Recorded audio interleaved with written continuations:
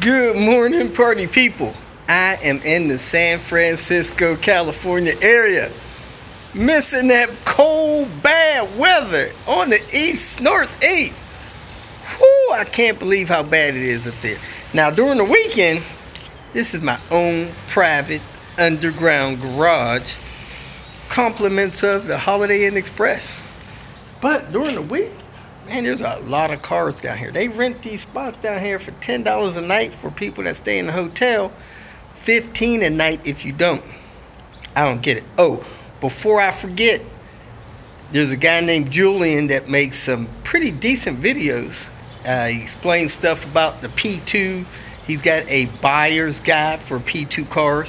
He's got information on how to understand what goes on with the R engines when you start pushing them things, cracking those cylinder walls. If you guys can, stop by his video, subscribe. He needs about 99 more subscribers to be able to be monetized by YouTube. Back when I joined YouTube, you didn't have to have some of these requirements because YouTube was not owned by Google. Google bought them out somewhere around 2015. Started changing the rules 2017, 2018. Started hitting people's pocketbooks 2018 and again this past year. But it's all hinged on their advertising, stuff like that. Their advertising revenue, they share that with people like me that qualify.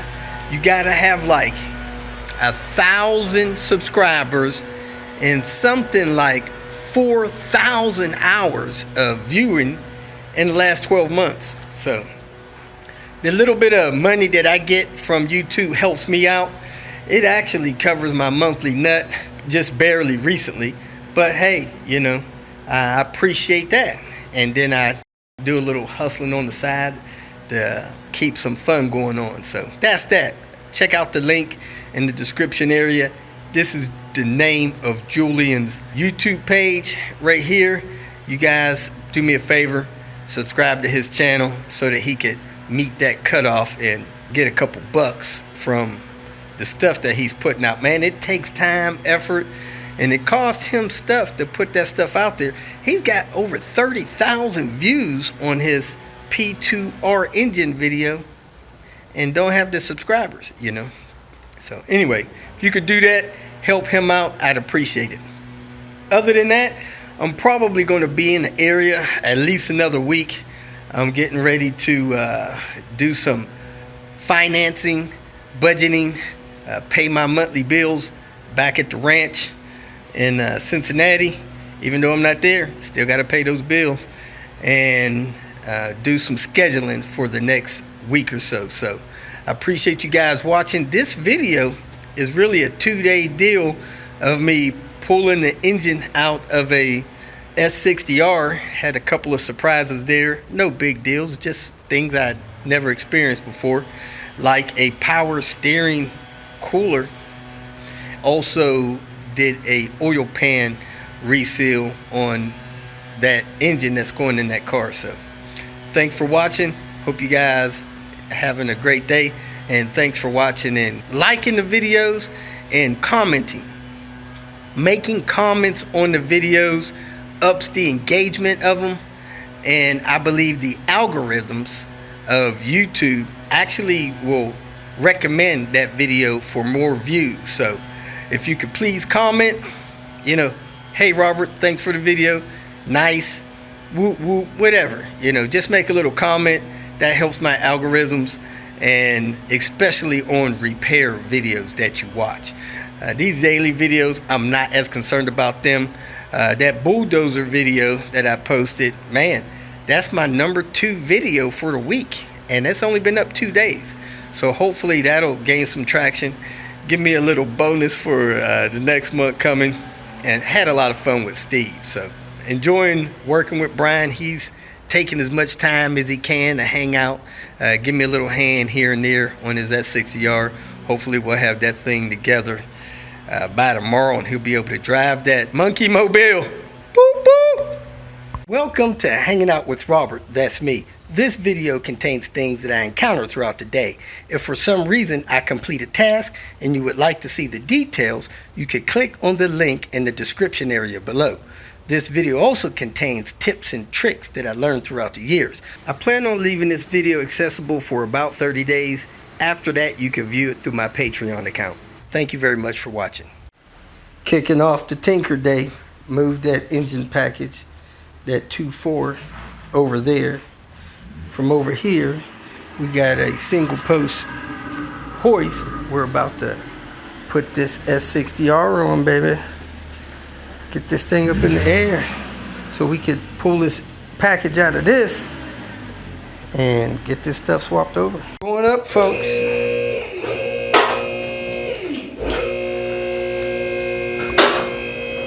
Look at that thing. Uh-oh, it quit tilting. What? It quit tilting, that's good.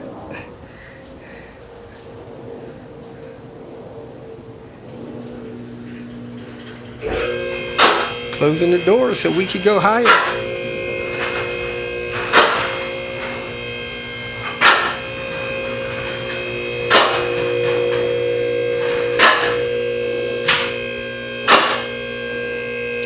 Look at there, people.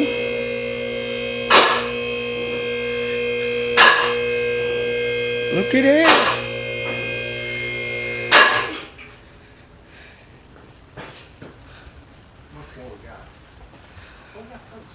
Yeah, we got about 1.5 feet, maybe. You could go up another foot. Keep an eye on that. I'm looking. One more, maybe. More? Little bit. All right, right there. Yeah, you don't want to go no higher than that. Oh, yeah. Look at that thing. Shake and bake, baby. Shake and bake. Have the car up on the lift. I took the ABS sensors out of the knuckle because I got to move the knuckles around to get the axles out. I got the wheels off, of course. I got the splash guards loose. Next thing I'm going to do is take this lower ball joint nut off and take these lower anti-sway bar links loose on both sides. Those were 19, those are 15, and a T30. Whatever fits on that, usually 14. This is a 04. Axle bolts were 16s on this 04 S60R. I'm a little concerned about the weight of this knuckle rotor caliper deal hanging on these lines. So I'm going to take this caliper and tie it up on the spring. And then I'm going to drop the rotor off, and then I'm going to pull this bolt out of this knuckle here because I don't want too much weight on this thing and not be able to control it to get that axle out. 15th held the brake caliper brackets on. Then I put the hardware on the bottom of that. The upper knuckle bolts are 21 and 18. Took the carrier thing out, 12 millimeters, set the axle down there. Did the same thing on this side. And took wire and tied up the calipers. So I could lift this out here right now, but as you can see that ball joint is tore up on this side. But I'm going to put the nut and spacer on that. Then I'm going to lower this thing and get to work up top. Because that's pretty much all we need to do down here for now. Oops, we're leaking gear oil. I got to find a diaper for that. Catching gear oil coming out of the axle port. From what I understand, the main issue with this S60R is a chronic oil leak. Suspect there might be a crack in the engine somewhere. I doubt that, but we're going to replace the engine for it. Of course, these are 2.5s. That one over there on the cradle is a 2.4. 2.4 is very desired because they have less of issues with cracking cylinder walls. So that's what we're doing. Couldn't find a clean shirt, so there goes got manhood. Greasy and dirty. Next up, I took the little shield off right there 12mm bolts holding that right here. Next, I'm taking these 2 bolts loose. I think they're 14s. Got those shaft bolts out. You got a 6mm Allen. I put the impact on there, an extension, seated them real good. Reached up over this side of this bracket, popped them out one at a time. All 6. I'm gonna pry that loose. This is still dripping. I might want to drain that out, but I need a clean container to drain it in. And I'm gonna pop these torque mount bolts loose and go up top. This is a 1-post lift, and it comes down under here. It says it could go higher. Got about maybe 3 inches to that windshield, and if he'd had a light in there, it'd been blowed out on the ceiling. And let me show you. This is up to my shoulder, so let me put a tape measure under it so you can know how high the ceiling is and how high that lower thing is. You can't stand up under it, but it ain't too bad. About this high to me, shoulder height under the car, and the posts come down a little lower. You can work under the car pretty easy with a rolling stool. Got the engine off of the subframe up here on the engine stand. I'm gonna turn it, try to get it the rest of the way upside down so we can change the oil pan, put new gaskets in it, stuff like that. We're taking the oil pan off the engine that's in the car because it has the low oil level sensor in it. So we're going to get this car up in the air, drain the oil out of it, and work on getting this engine out. The ceiling's 9 foot 9 inches. You got about 11 inches of a support beam there, so you're looking at 8 foot 10 inches to that support beam. So that's what that thing has to work with. I would say with this ceiling here, we have about 4 foot of clearance to get under the car. Took the cover off the ECU. Timing belt covers are off. Took the engine support brace off. It was 14s on this one, 15 and 18 in the middle. Took the OTE pipe off. I put this bolt back in here, and need to put this other bolt here. Don't want to lose these bolts. Somebody didn't have that clamp on there, but that's okay. Next, we're going to go in the back and disconnect the battery so that we can start disconnecting the electrical stuffs here. Also took the air box out, had a 10mm down here, 10mm up there. Took the clamp loose from the intake inlet pipe and pulled the box up, slid it out this way. Pulling the engine harness, so after we disconnect the battery, we're going to take the cable loose from there and then go in the fuse box. Take the cable loose in there. Let me get something to open up this fuse box. Ugh. Those things don't want to come loose. I'll pry them with a screwdriver. We're going to raise it up, drain the coolant, and drain the engine oil. Then I'll come back up here and disconnect some more stuff. Went in the trunk, took the battery loose, come under here, unplugged this from the fuse box, undid the battery positive cable from the fuse box. Now I'm going to take the fan out, get that fan out of the way, unplug the stuff attached to it, take these 2 bolts out. They should be 10s. About to drain the oil, then the coolant. Captured the oil, captured the coolant, took the lower coolant hose loose, made sure the angle gear was loose from the drive shaft, took this little splash panel loose. You got a 10 up here on the side, 10 on the other side, and then you pop these out. You can see where they latch in right here. Push those out, push them down past this super tight intercooler situation we got here. This side's got a smaller pipe. I don't know why exactly, but it's smaller. Got the oil pan down, decided to take it out with the engine in the car.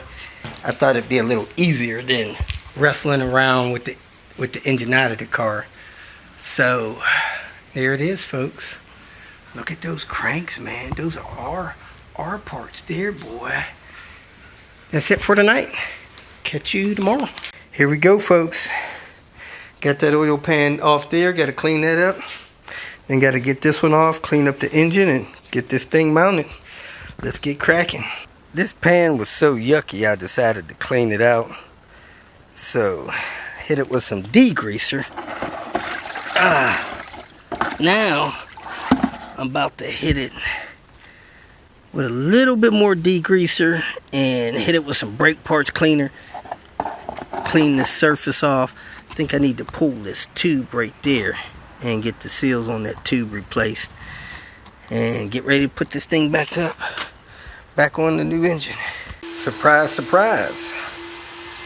This oil pickup has a screen in there. It's a lot different than the oil pickup on the 2.5 engine. This is a 2.4 engine oil pickup. And this is the oil pickup on the 2.5.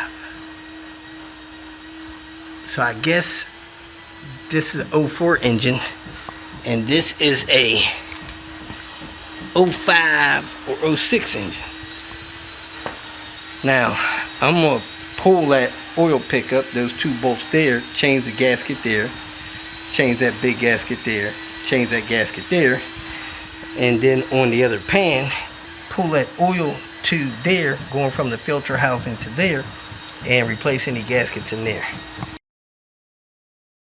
Let me get to cleaning this up so that I can seal the new pan on there with the oil level sensor. I was taking a closer look at this pickup tube, and I was looking down in the hole of it, and I could see where it looks like the screen inside the pickup tube is tearing out of the housing, which to me means that it's possible that this pickup tube can suck something by the screen maybe here shortly. It looks like it's over the hole there. I know you guys probably can't see down in there, especially with my phone, but I think I'm gonna use the old pickup tube and not this new one. I got this old pickup tube out, and I could see where some aluminum from oil filled jugs has gotten stuck on the pickup tube. You guys have got to be careful that you don't let them fall off the jug into the engine. I've seen those things where it took up half the pickup tube screen here, so that was causing the low oil pressure, not the O-rings. Backwash the pickup tube with a water hose. It is now 99% cleaned off.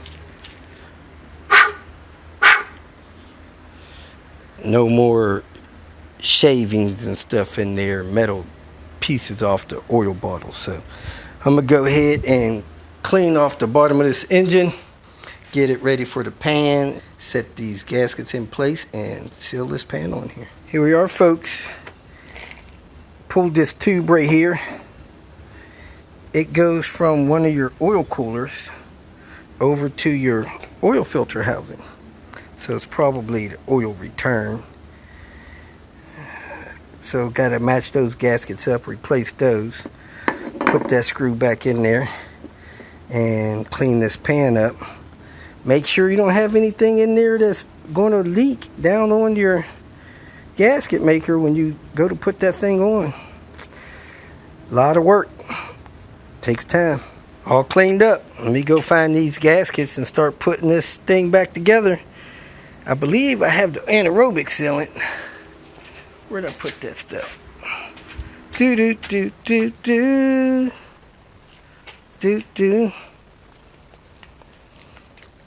Right here. I'm going to confirm that by looking at the website. Yep, there it is right there. Part number 127-1200, anaerobic gasketing. Here we go. Time to match up these gaskets. Victor Rain sealing products. These orange two are the closest I could find that go on this tube here inside there. So let me grab those, put those on.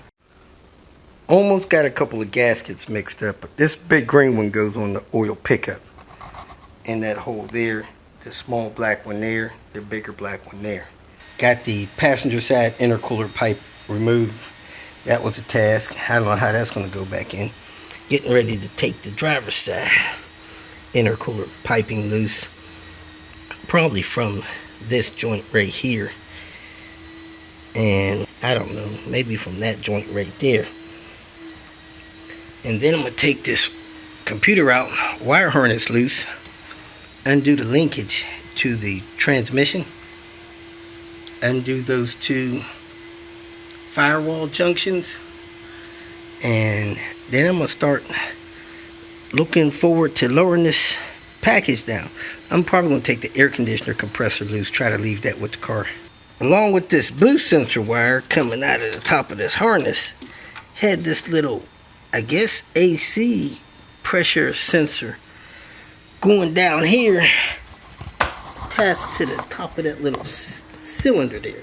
Had to unplug that. Let me go ahead and undo this computer stuff here and work my way back over here. I got this intercooler piping loose, but I don't have it disconnected. I also need to disconnect this clutch line there and try not to lose all my brake fluid. Maybe put some kind of cap on that and then disconnect these linkages here. After you get the harness out, you want to get this clip off here that holds the harness down. It's got tabs on the back side of it. I use a hook tool to unlatch them, lift this up so that you can work this harness up out of here. You look like you'll have to pop that little zip tie too. Get this harness coming up and apart. It has two tabs. Squeeze those together and slide it toward you, toward the front of the car. Much easier to unlatch the whole bottom of the wire harness assembly to get that out. Pull that forward. See it separating there. Now it should push out. And the wire harness is loose. Now I'm going to make sure it's free from the car and not tangled up on anything. This R appears to have a power steering cooler. This line right here. So I had to take the bumper skin off to get at that, to disconnect it, because it's buried behind this bumper skin. Pop this out. Pop this out. Trim clip puller or a screwdriver. Get the bumper off. Of course you got screw here, screw on the other side, clips across the top. Pull this bumper skin off. I'm not sure if these fog lights are attached to this or not, if so I'll be careful I don't damage those. Well, so much for leaving the power steering intact on this car and dropping it, because the back of the power steering reservoir doesn't go back. It comes under here and through around this headlight and up to what appears to be a really jacked up cooler for the power steering cooler with cracked up lines. Need to order those. I would not be running with those. Anyway, let me disconnect those and get this thing ready to come down. These lines hard to find. They all cracked up. Interesting linkage on this shift cable. Looks like you pull this forward, push it up, and it comes right off. Let me see, this other one looks a little different. Driver side cable had a little spring-loaded clip sticking out just a little bit. You pull that out just a little bit and then lift it right off. These come out of the brackets really easy. You push back on the sleeves and they lift right out. Very easy. I think the only thing I need to do is disconnect that hydraulic line there for the slave cylinder. Disconnect those two hoses going into the heater core disconnect the exhaust, and this thing should be ready to come down. I'm back. It's a little chilly, about to throw my sweatshirt on and get this pan sealed on here. Got the anaerobic applied to the pan. Man, I had to crush that tube, that small tube there. Got this tube from IPD. That was barely enough to do that. Sucking it up in that sponge roller. So I think we got enough on there. I'm gonna go ahead and get a couple screws, set this thing in place. Just make sure my surface is still clean, nothing's leaked on it, nothing strange has happened. Get this on here. Got my gaskets in place. I'm gonna grab a couple of screws and get it started. Got the oil pan on. As you can see, it's the one with the oil level sensor. Torqued all the bolts to 12 foot-pounds. I put the oil cooler back on. Got the clamps tight. This thing's ready to flip back up, so we can get the intake manifold on and the exhaust manifold on and get that VVT hub stuff situated. That's the thread sealer I use, high temp 59214 Permatex. Over here on this engine, got the heat shield off, the top piece. Got a couple bolts out the exhaust. Got to go down below, get the other one off. Next, I'm going to pull those heater hoses loose. I got the drip pan under there. Of course, we got these power steering lines loose from the power steering cooler.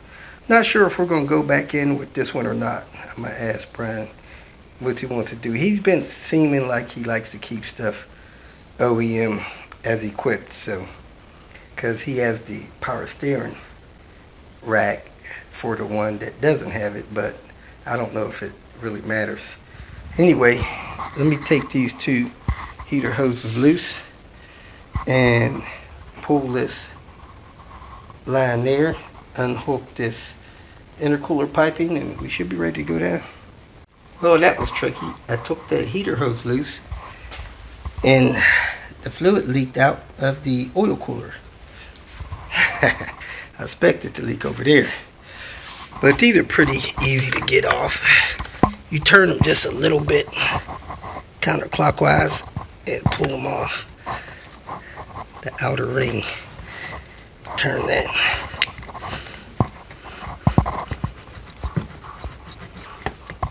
That's the hardest one I've gotten yet.